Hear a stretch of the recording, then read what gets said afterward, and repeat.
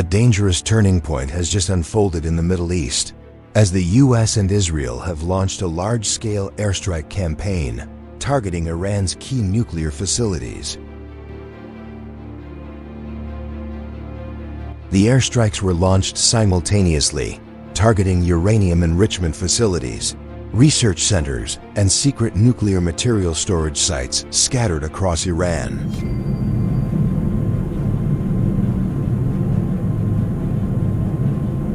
The goal of the operation is to prevent Iran's nuclear program from spinning out of control, to stop Tehran from developing nuclear weapons, and to avoid a shift in the region's security landscape. This is seen as a decisive move to cut off the root of Iran's potential nuclear power, while sending a strong warning message to other countries in the region. However, Iran's response went beyond all expectations. Instead of merely protesting through diplomacy, Tehran chose direct military action, and the world was stunned when a US military base in Qatar was hit by Iranian missiles for the first time. Just hours after US B-2 stealth bombers struck Iran's nuclear facilities, the Islamic Revolutionary Guard Corps, IRGC, responded with a barrage of ballistic missiles targeting multiple sites.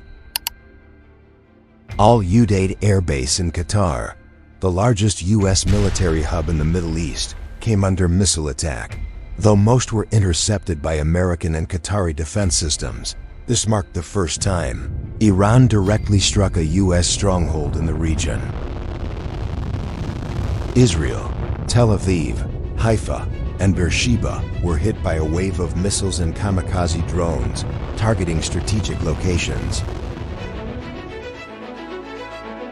Tel Aviv, near the IDF logistics zone, multiple buildings were damaged and large fires broke out in the night. Beersheba, Soroka Hospital was hit by a missile, forcing patients and staff to evacuate in panic to underground shelters. Haifa and Kiryat Gat, industrial zones and power plants were engulfed in flames, causing widespread blackouts. Air raid sirens blared across every city. Terrified Israeli civilians rushed into bomb shelters, leaving the streets eerily empty, like ghost towns.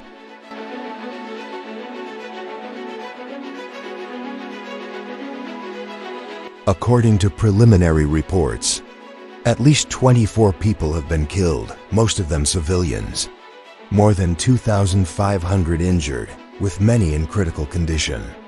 Dozens of residential buildings, factories, and key infrastructure sites have been destroyed or severely damaged. Israel has officially entered a nationwide state of red alert. All military bases, critical facilities, and major cities are now on the highest state of defense. There are no more safe zones, no more neutral areas. Only a nation bracing itself for the threat of full-scale war. Appearing on national television, Supreme Leader Ali Khamenei delivered a message that could not be clearer. For every drop of Iranian blood spilled, we will respond with fire and steel upon the enemy's head. Iran will never kneel.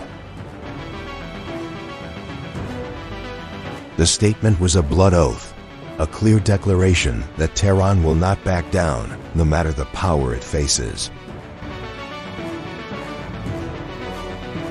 The Islamic Revolutionary Guard Corps, IRGC, confirmed that the recent strikes were merely a necessary warning, and declared, if the US or Israel continues attacking Iranian territory, we will not hesitate to escalate with our full military force.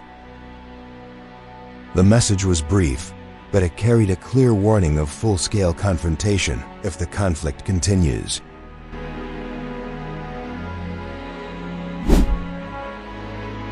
The United Nations and the European Union have issued urgent statements, calling on all parties to show immediate restraint, in order to prevent the conflict from escalating into a full-scale regional war.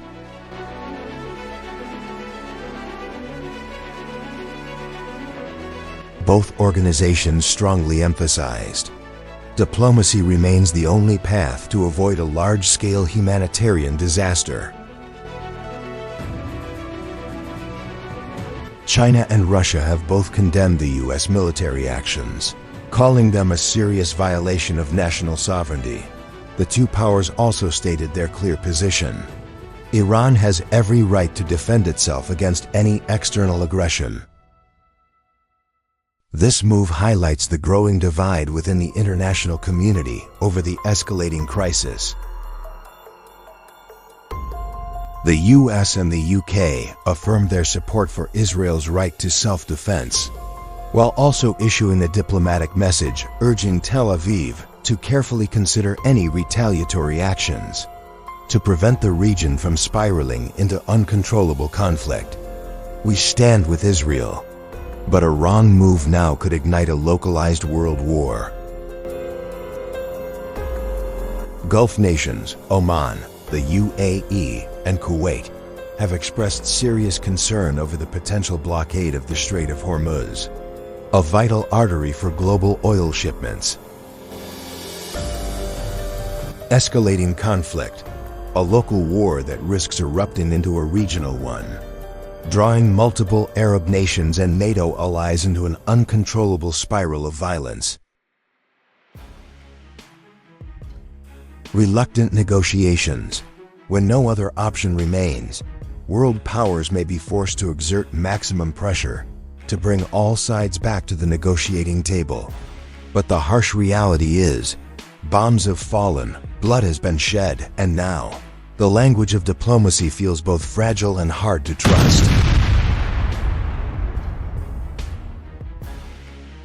Iran, with a bold wave of retaliation targeting two symbols of power, the U.S. base in Qatar and Israel's urban centers, has sent an unmistakable message.